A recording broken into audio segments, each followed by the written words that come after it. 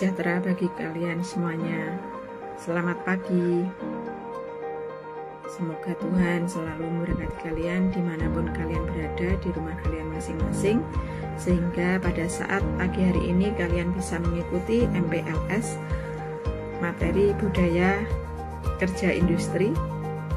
Dan selamat saya ucapkan pada peserta didik yang terpilih menjadi bagian dari warga SMK Negeri 2 Sukoharjo. Walaupun mungkin kalian bukan merupakan pilihan yang pertama pada waktu kalian memilih memasuki jurusan atau kompetensi yang kalian inginkan, tetapi Putri yakin dan percaya kalian akan mendapatkan yang terbaik kalau kalian menekuninya dengan baik. Maka pada saat ini akan saya mulai mengenai budaya kerja industri. Di sini sebetulnya saya ambil dari buku Budaya Kerja Industri dari DIT SMK, terdiri dari 12 bab, tetapi yang di sini hanya saya berikan sampai yang bab ke-8. Bab pertama itu adalah pendahuluan, di mana ada saat kalau kalian melihat dari proses perkembangan industri itu dari industri 1.0 sampai dengan 4.0 yang pada saat ini. Jadi bisa kalian perhatikan mulai dari gambar ini dari 1.0, kemudian 2.0, kemudian 3.0 dan industri 4.0. Revolusi industri 4.0 itu adalah nama tren otomasi dan pertukaran data terkini dalam teknologi pabrik. Istilah ini sudah mencakup sistem siberfisik, internet untuk segala. Jadi semuanya serba sekarang menggunakan internet. Maka termasuk kalian saat ini juga menggunakan internet untuk pembelajaran atau masa nanti pembelajaran PJJ maupun MPLS ini dengan menggunakan daring. Nah, industri 4.0 ini menghasilkan pabrik cerdas. Di dalamnya pabrik cerdas itu berstruktur moduler. Sistem siberfisik mengawasi proses fisik, menciptakan salinan dunia fisik secara virtual, membuat keputusan yang tidak terpusat. Nah, di mana kenapa nilai dan budaya kerja dibutuhkan? Nilai itu mesti ada paradigmanya, kemudian ada perilakunya, kemudian ada kebiasaannya dan budayanya. Penjelasannya ada di samping di sini. Kenapa Putri di sini ambilkan? Karena di sini adalah tujuan Kementerian Perindustrian 5 tahun ke depan. Jadi kenapa? Karena di sini adalah budaya industri yang tangguh dan berdaya saing. Sama seperti kita warga SMK, merupakan sekolah vokasi. Untuk mencapai tujuan diterapkan struktur organisasi Kementerian Perindustrian dari yang baru, tugas pokok dan fungsi dari tingkat menteri sampai dengan unit eselon 4, itu yang paling bawah. Kunci dari keberhasilan pelaksanaan tugas pokok dan fungsi di sini itu adalah paradigmanya ya. Fungsinya pencapaian tujuan adalah perilaku kerja pegawai yang efektif dan selaras. Kemudian perilaku kerjanya pegawai yang efektif dan selaras itu harus bisa muncul apabila didasari nilai kerja yang tepat. Nilai kerja yang tepat itu didapatkan dari budaya kerja yang terbentuk dari perilaku kerja yang efektif dan selaras, yang menghasilkan lingkungan kerja yang nyaman, kondusif dan produktif. Itu biasanya semuanya instansi, industri, dunia kerja itu adalah yang diinginkan seperti ini. Jadi nyaman, kondusif, dan produktif lingkungan kerjanya. Tantangan bagi siswa SMK di sini itu yang pertama itu adalah kompetensi.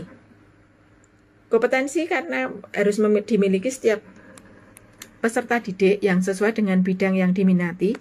Yang saat ini di SMK Negeri 2 Sukoharjo itu terdiri dari 7 kompetensi keahlian. Dari mulai DPIB, Desain Pemodelan dan Informasi Bangunan, kemudian KI, itu adalah Kimia Industri, kemudian TMI, itu adalah Teknik Mekanik Industri, kemudian yang keempat itu adalah TM, Teknik Mekatronika, Kemudian 5 itu adalah TKRO, itu adalah teknik kendaraan otomotif. Kemudian yang ke-6 itu adalah ATR, agribisnis ternak ruminansia. Kemudian yang ke-7 itu adalah APHP, agribisnis pengolahan hasil pertanian. Di mana setiap kalian ini memiliki tantangan setiap kompetensinya. Jadi setiap anak peserta didik di SMK Negeri 2 Sukoharjo ini harus berani bersaing dengan berkompeten. Hanya di SMK Negeri 2 Sukoharjo, tidak hanya itu, tetapi di seluruh Indonesia. Bahkan mungkin bisa sampai internasional. Kemudian yang kedua yang harus dimiliki adalah soft skill. Soft skill yang dimiliki di sini yang baik itu sehingga menjadikan pendukung kompetensi seperti bersosialisasi, public speaking. Ini contohnya. Karena apa?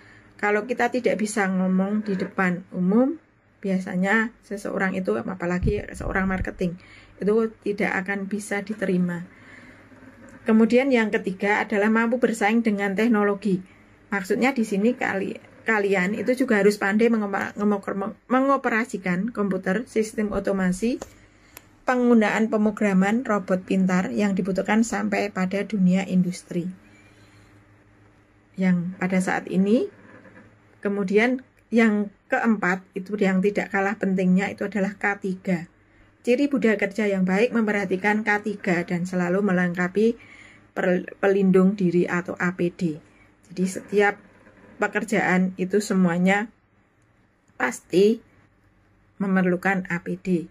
Di kompetensi dari DPIB, TKRO, TM, TMI, kemudian ATR, APHP, KI, semuanya memerlukan APD yang lengkap. Kemudian bab kedua itu adalah budaya kerja.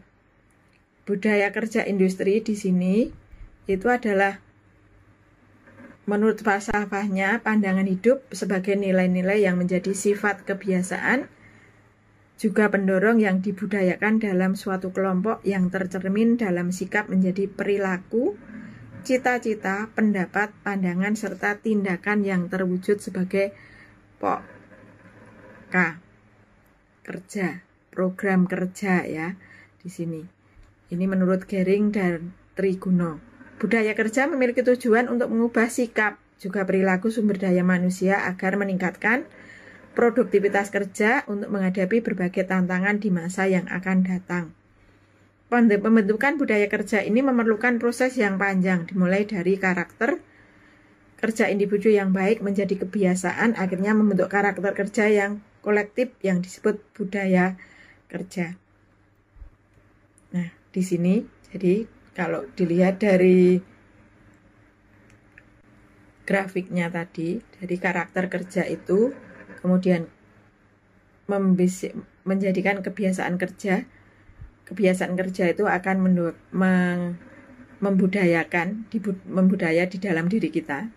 Kemudian akan membentuk produktivitas kerja. Jadi ini saling terkait. Ya. Di mana seseorang itu kalau kalian melihat tangga ini selalu naik dari yang paling rendah sampai yang paling tinggi. Seseorang mencapai kesuksesan produktivitas kerja itu dari yang terendah sampai yang tertinggi. Jadi melakukan setiap pekerjaan, peningkatan dalam setiap pekerjaan. Jadi melakukan ini adalah sikap mental yang diperlukan untuk perbaikan dan peningkatan dalam setiap pekerjaannya. Kemudian kerja produktif ini prasyaratnya ada 4. Yang pertama, kemauan kerja yang tinggi. Kalau kita tidak ada kemauan, tidak mungkin kita akan mendapatkan kerja yang produktif. Kemudian yang kedua, lingkungan kerja yang nyaman. Kalau lingkungannya tidak mendukung, saya yakin dan percaya produktivitas juga tidak akan tercapai. Kemudian yang ketiga, jaminan sosial yang memadai. Ini yang paling banyak dibutuhkan pada saat pekerja-pekerja di seluruh Indonesia, tidak hanya di satu wilayah ataupun di berbagai wilayah. Kemudian yang keempat, kemampuan kerja yang sesuai dengan isi kerjanya. Ini adalah prasyarat menurut Sinungan tahun 2005 di halaman 3. Kerja produktif itu memerlukan prasyarat keempat pendukung ini. salah satunya tidak terpenuhi, saya yakin faktor pendukungnya ini kerja produktifnya itu tidak akan terpenuhi. Jadi akan sia-sia saja. Misalkan hanya kemauan kerjanya tinggi tetapi jaminan sosialnya tidak ada. Kemudian kemampuan kerjanya yang sesuai, ternyata lingkungan kerjanya yang tidak nyaman dan sebagainya, seperti itu. Kemudian nilai budaya kerja. Di sini ada 4 nilai budaya kerja. Profesional, produktif, dan kompetitif. Dan yang keempat itu adalah inovatif. Profesional di sini ya. Ini adalah nilai budaya kerja yang di dalamnya itu yang dimiliki. Penjelasannya nanti kalian bisa baca. Yang profesional seperti apa? Nah, seperti ini. Bekerja dengan tuntas dan akurat atas dasar kompetensi yang terbaik, penuh tanggung jawab dan komitmen yang tinggi. Implementasinya seperti apa? Harus berperilaku seperti apa? Nah, ini perilakunya. Kalau profesional itu berperilaku ya kualifikasi teknis, standar profesi dan prosedur baku, melaksanakan tugas, fungsi dan wewenang dengan pengetahuan keterampilan yang dengan sikap yang relevan. Implementasinya misalkan 3 menit sebelum jadwal. Kemudian 3R. Jadi recycle itu adalah mengulang, mendaur ulang, reuse dan redo. Itu untuk masa depan. Jadi kita harus bisa mempolakan di sini. Kemudian 3M dimulai dari kecil, mulai dari diri sendiri dan mulai dari sekarang. Itu 3M. Kemudian 5K. Itu nanti masih banyak lagi. Itu. Kemudian yang kedua itu adalah kerja produktif. Kerja produktif ini adalah mengelola daya secara efektif, efisien untuk memberikan hasil kerja yang bermanfaat, tepat guna sesuai dengan target yang telah ditetapkan. Perilaku kerjanya seperti apa? Kita harus menggunakan sumber daya secara optimal untuk mencapai kinerja yang maksimal.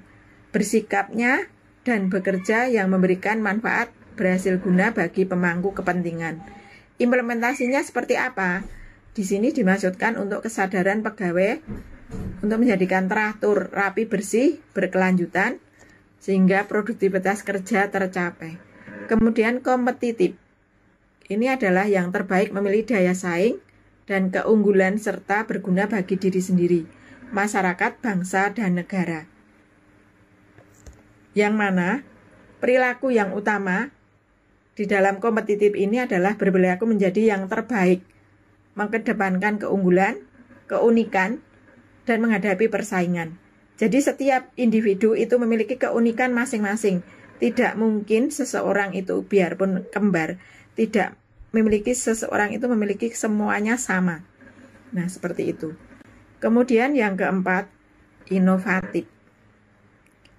Inovatif di sini adalah berupaya melakukan penyempurnaan, mempunyai nilai tambah untuk mengimplementasikan gagasan sebagai solusi alternatif guna mempermudah proses kerja yang lebih baik dan lebih cepat.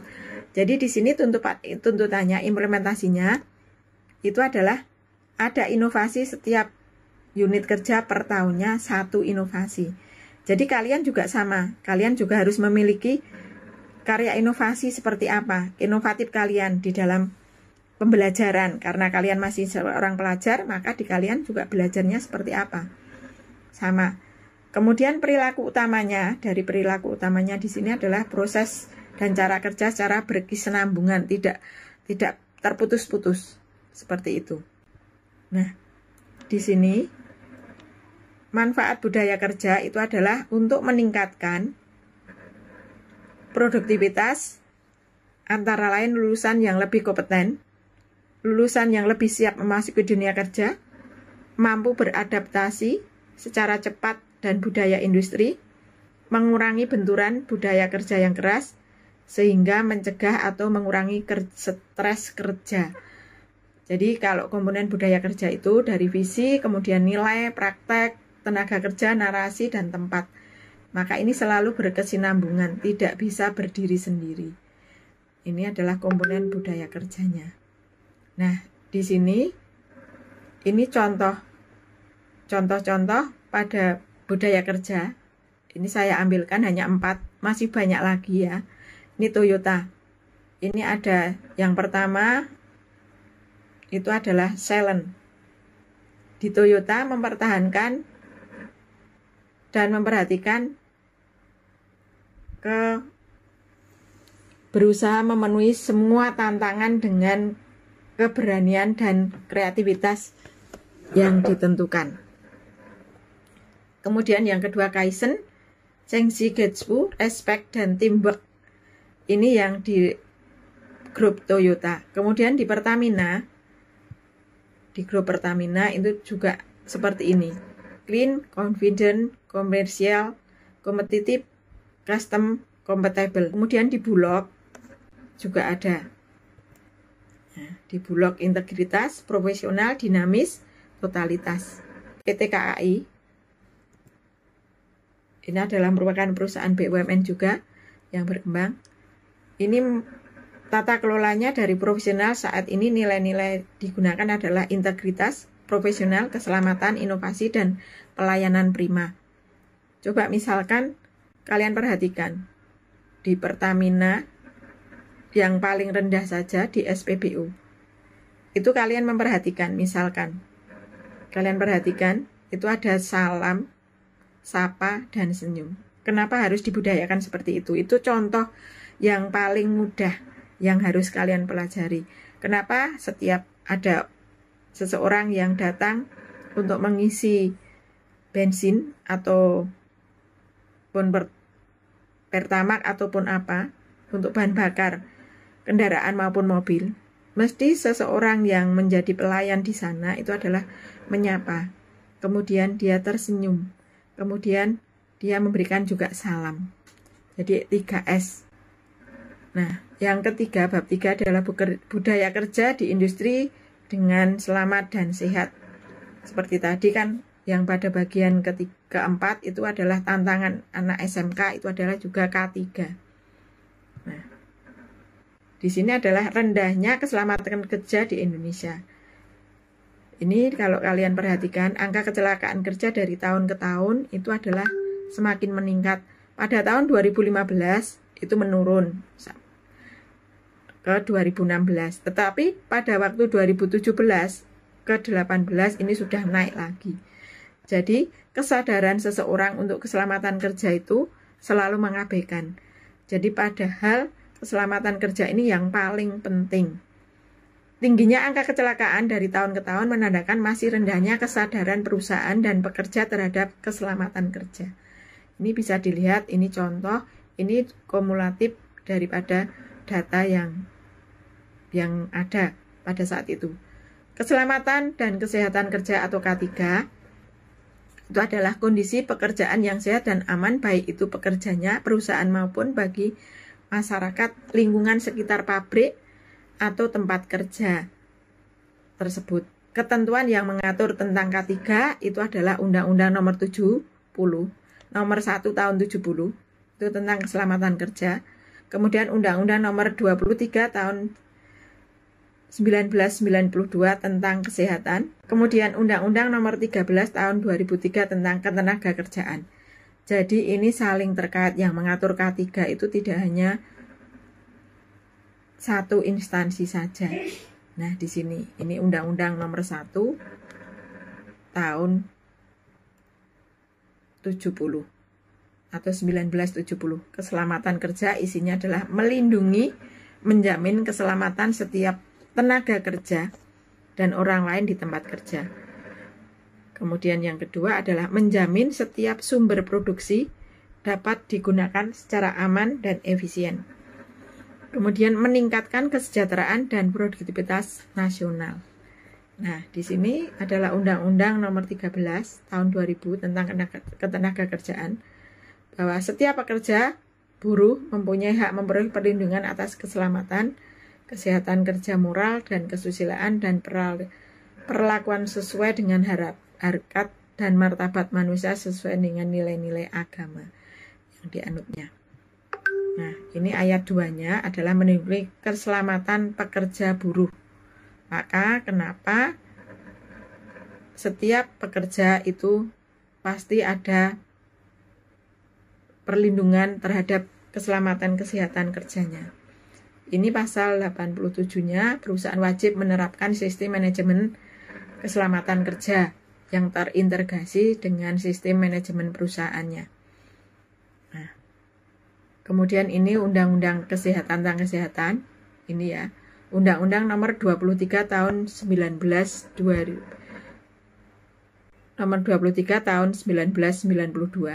menyatakan bahwa secara khusus perusahaan berkewajiban memeriksa kesehatan badan, kondisi mental, kemampuan fisik pekerja sesuai dengan sifat-sifat pekerja yang diberikan kepada pekerjaannya. Nah, ini kalian bisa memperhatikan, ini adalah contoh tentang kesehatan. Ini keselamatan kerja. Nah, dan keselamatan kerja itu pasti ada resikonya atau resiko. Resikonya itu terdiri dari ada 2, PAK, penyakit akibat kerja, dan PKAK, kecelakaan akibat kerja. Nah, ini kalian, ini ada gambar. Jangan sampai Anda mengalami seperti ini. Ini akibat, mungkin ini adalah akibat kelalaian kerja, jadi kecelakaan kerja. Kalau penyakit akibat kerja itu contohnya misalkan kalian tidak menggunakan APD yang lengkap seperti itu. Karena di tempatnya yang banyak berbahan kimia ataupun berdebu, kalian tidak menggunakan hand skill seperti ini. Kemudian yang ke-5, bab 4, ini adalah budaya 5S. Yang diterapkan pertama kali adalah di Jepang. Seiri, Seton, Seisho, Seketsu, Setsuke. 5S. Nah, di sini Seiri itu adalah membuang barang yang tidak diperlukan. Contohnya di sini adalah pengelompokan barang. Jadi kalau kalian tidak diperlukan, ini adalah mengelompokkan barang-barang. Kalau ragu ya sudah dibuang. Seperti itu. Ini contohnya seperti ini. Kemudian Seton itu rapi, menyusun ke tempat atau menyimpannya, disusun sesuai dengan ke tempat sesuai dengan susunannya yang penempatannya pada semula. Kemudian Seiso itu resik, mengatur prosedur kebersihan. Jadi disapu, kemudian dibersihkan, meletakkan alat-alat kebersihan dan sebagainya. Itu minimal 1 kali dalam pembersihan dalam waktu. 1 kali waktu dan pengecatan, nah sebagainya. Kemudian yang keempat adalah dirawat, seketsu, mempertahankan tempat kerja sesuai standar, sisih, susun, sapu. Ini tadi jadi standar. Kalau tadi setelah disisihkan, kemudian disusun, kemudian dibersihkan, ya, Seiri, Seton, Seisu, kemudian standarnya dirawat. Kemudian yang terakhir itu adalah Setsuke, itu rajin, mengendalikan, kemudian dikenali sehingga tindakan perbaikan dilakukan secara berkesinambungan. Ini adalah 5S. Nah, ini nanti kalian bisa melihat, membacanya, tanda-tanda gambar, ini ada hijau, biru, tanda kuning, dan sebagainya. Itu adalah ditunjukkan di lantai di dunia industri. Kalau biru ini contohnya adalah untuk areal umum. Kalau areal gudang ini adalah seperti warna krem, ya. Kemudian areal kerja produksi itu adalah hijau. Kalau kuning itu jalan, kemudian perhatian untuk jalan, dan kalau kuning hitam itu adalah perhatian, perlu kehati-hatian. Nah, di sini tahap sikap kerja 5S itu adalah ini. Yang pertama itu adalah dipaksa. Jadi kalian manusia pada dasarnya malas, akan perlu dipaksa. Kemudian yang kedua terpaksa, kembali dengan sistem. Kemudian yang ketiga bisa, proses pembelajaran sampai tahu. Kemudian yang keempat biasa, sikap yang termotivasi. Yang kelima adalah budaya, mengarah pada kepercayaan. Ini tahap sikap kerja 5S yang tadi dijelaskan. Keuntungannya apa 5S itu? Meminimalkan kecelakaan kerja, gangguan kerusakan, krisis, kesalahan kerja, menjadikan semangat dalam bekerja, kemudian siap mengikuti perubahan sesuai arahan strategi pimpinan. Nah, di sini bab kelima budaya TPM. Nah, ini tidak saya panjang lebarkan karena ini total produk maintenance, efisiensi, pencegahan kerugian, mindset. Jadi ini perilaku kalian, mindsetnya seperti apa, lingkungannya. Nah, batasan TPM tetap semuanya menggunakan 5R dan 5S.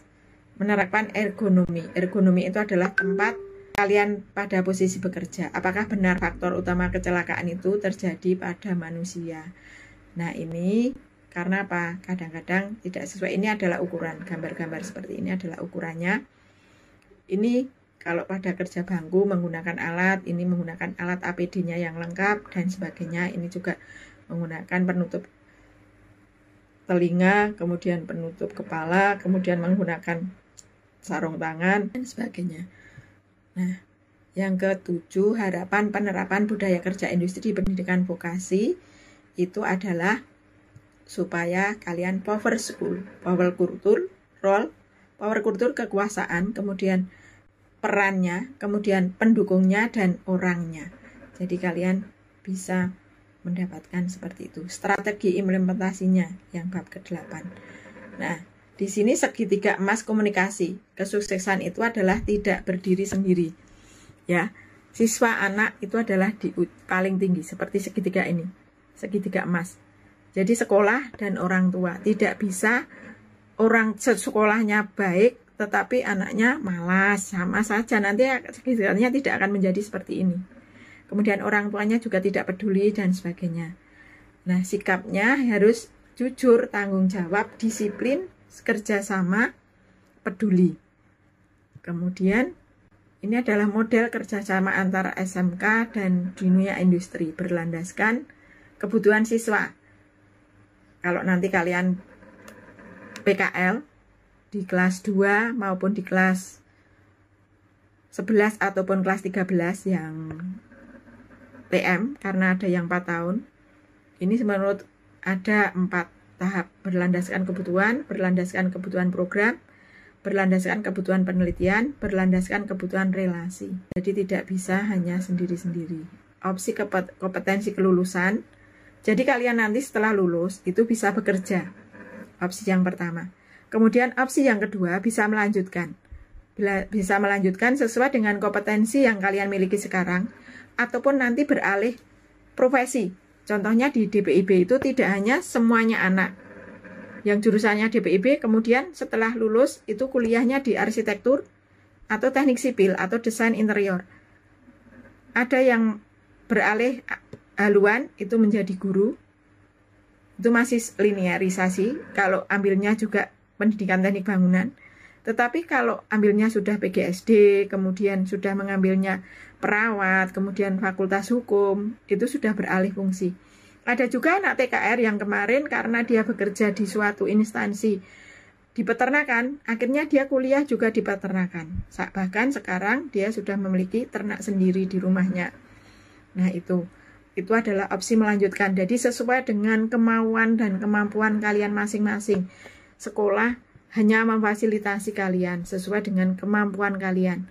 Kemudian yang ketiga itu adalah berwirausaha. Kalau kalian sudah memiliki kompetensi yang baik, saya yakin kalian memiliki wirausaha yang baik juga dan bermasyarakat tentunya. Nah, kemudian meningkatkan mutu,